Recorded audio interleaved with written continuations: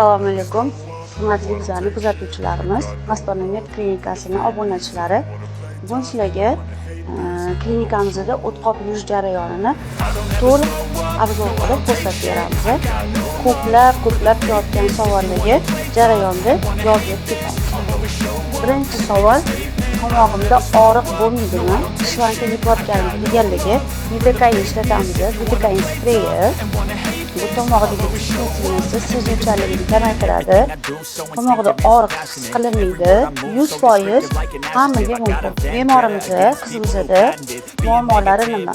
Yuzdagi toshmalar, o'g'lilardan keyin qolgan dog'lar, oshqozonda bexuzur, jig'ildon achish, hazm bo'lmasligi, ich qotish muammolari bor. Endi boshladik. Prosedurani ko'rsatib boramiz. Tez chiqaramiz.